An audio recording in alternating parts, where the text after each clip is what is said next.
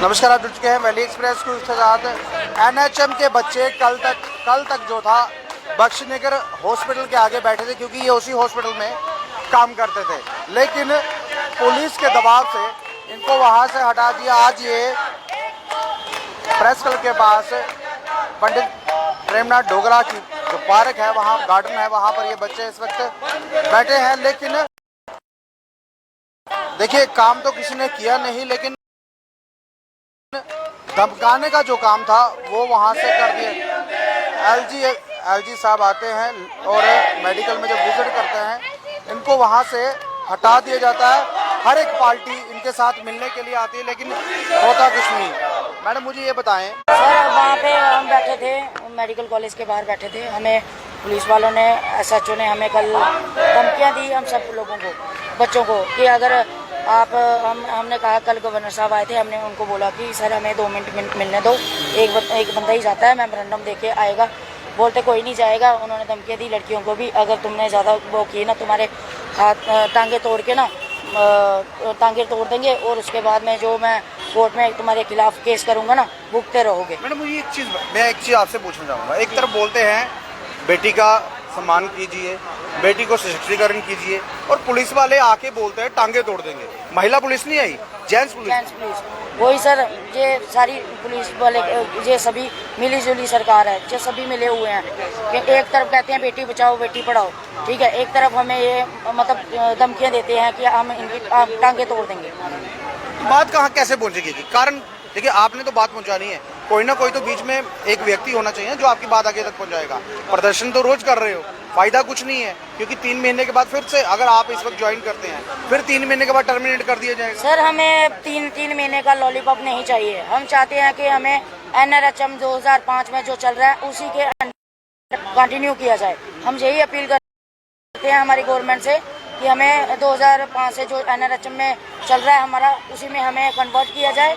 हम प्रोटेस्ट तब तक नहीं छोड़ेंगे जब तक हम कंटिन्यूशन नहीं मिलती है। अभी एक और वेव आ रही है सर। हाँ, मुझे लग रहा है जून, बट उसमें ये था कि हमारी सैलरी आती है 750। एनओज है, एनओ है, यहाँ पे लैब टेक्नीशियन है, स्टाफ नर्स है। 12,000 के करीब सैलरी, 12,500 सैलरी आती है।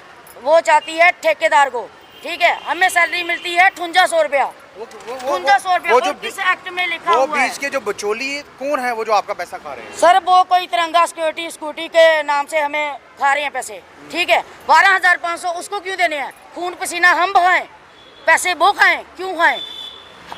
हमें दो ना पैसे, वही सैलरी, हमने काम किया है। 5800 रुपया सैलरी मिलती है सर। ये जो बच्चे इस वक्त यहाँ पर मौजूद है, 1600 बच्चा है। 1600 का अगर इंक्लूड किया जाए, 1/4 वो खा रहे हैं, कितने पैसे बनते हैं? सर, आप लगा लो साहब, 1600 के हिसाब से कितना पैसा खा रहे हैं ये पैसा। तो ये हमारा आपको कितना मिल रहा है सर? हमें देते हैं 5800 रुपया, और बोलते हैं कि आपके फंड मतलब आपके फंड, हमने फंड निकाले, जान जोखिम में आप डालें, हम डालें, और हमारी गवर्नमेंट कहती है हमारे पास फंड नहीं है। फिर उनको देने के लिए कहाँ से आ गए? हमें देने के लिए पैसे नहीं है, उनको फ्री में तुम क्यों दे रहे हो?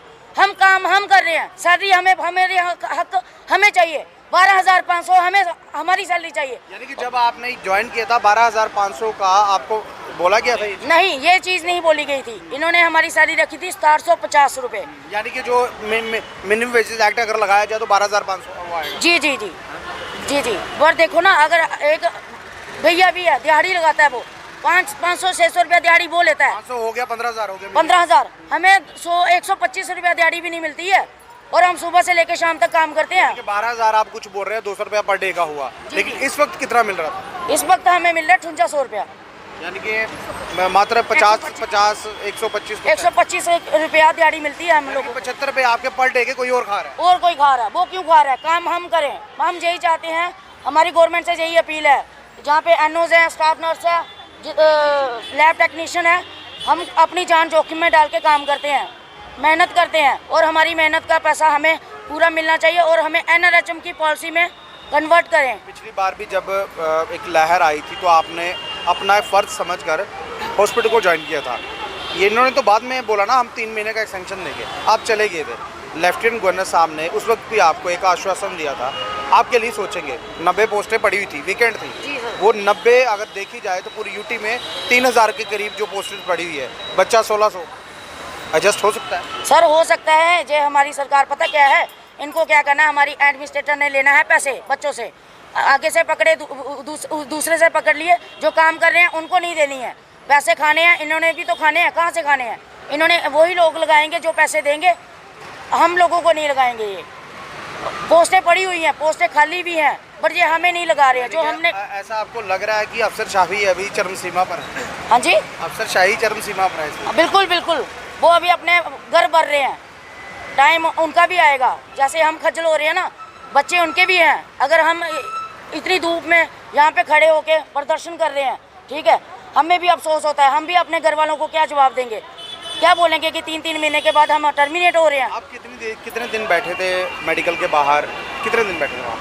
हम 6-7 दिन हो गए, 4-5 दिन। 6-7 दिन के बाद प्रिंसिपल का कोई ऑर्डर आया कि किसी और ने? सर ना कोई प्रिंसिपल का ऑर्डर आया, ना एडमिनिस्ट्रेटर आई है, ना हमारे बीजेपी की सरकार में से जो हमारे रविंद्र रैना जी है, उन्होंने अष्टमी में एक मीडिया के थ्रू ये वाइट दी थी कि मैं NRHM एम्प्लॉइज़ को मिलने जाऊंगा, बट अभी तक उनका झूठा आश्वासन है। अभी लग रहा है कि गाड़ी में हवा नहीं भरी हुई है इसलिए पहुंच नहीं रहे। मुझे लग रहा है कि टायर में हवा नहीं है, वो हवा भी हम भरने जाएंगे, उसके बाद में लाएंगे उनको, फिर वो आएंगे, ऐसे नहीं आएंगे। आश्वासन देखिए रविंद्र रैना जी का। और सबसे बड़ी बात है NRHM ये जो बच्चे इस वक्त मौजूद हैं 6750 रुपये, यानी कि एक जो PHE का एम्प्लॉइज़ है, जो कच्चा एम्प्लॉइज़ है, उसको मिल रहे हैं। 12,000 प्लस इनकी सैलरी थी, 6750 दे रहे हैं। अगर मिनिमम वेजेस एक्ट लागू कर दिया जाए तो 12,000 सैलरी पूरी मिलेगी। लेकिन अफसरशाही चरम सीमा पर है, पैसा जो है बटोरने का काम यहाँ पर किया जा रहा है। और पुलिस कर्मचारी, जो बड़े बड़े पुलिस कर्मचारी हैं, इनको धमका रहे हैं, आप यहाँ से निकल जाइए नहीं तो टांगे तोड़ दी जाएंगी। ये बोला किसको? एक महिला को, क्योंकि महिला सशक्तिकरण की बात करते हैं, बेटी पढ़ाओ बेटी बचाओ का नारा देते हैं और बेटियों को धमकाते हैं। ये है जम्मू कश्मीर की असलियत। यूटी बनने के बाद क्या हालत हुई है, हमारा युवा वर्ग सड़कों पर है, पढ़ा लिखा जो युवा है वो सड़कों पर है। जब ये काम करते थे, कोरोना की तीसरी लहर थी, कोरोना वॉरियर्स का दर्जा भी दिया गया था, वो दर्जा सिर्फ दर्जे पर ही रह गया। चलिए इनसे बात करते हैं। फिर क्या लग रहा है इस वक्त सड़कों पर है, माँ बाप क्या सोचते हैं, हमारा बच्चा क्या करने गया होगा?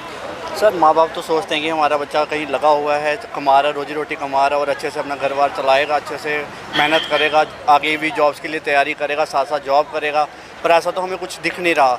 अभी इस टाइम फ़िलहाल देखो आप, JKSSB की पोस्टें थी, उसमें भी स्टे लगा हुआ है, वो भी नहीं लग रहे, जो हमें थे वो भी निकाल रहे हैं। मतलब हेल्थ वर्कर जो हॉस्पिटल में काम कौन करेगा? ये बादशाह करेंगे काम वहाँ पे आके? हमें इन्होंने रोडों में बिठा दिया हुआ है। जो JKSSB की पोस्ट थी उनको भी इन्होंने स्टे लगाया हुआ है, वो भी नहीं निकलती, ना हमें कंट्रैक्चुअल लगाते हैं, वो निकाल देते हैं।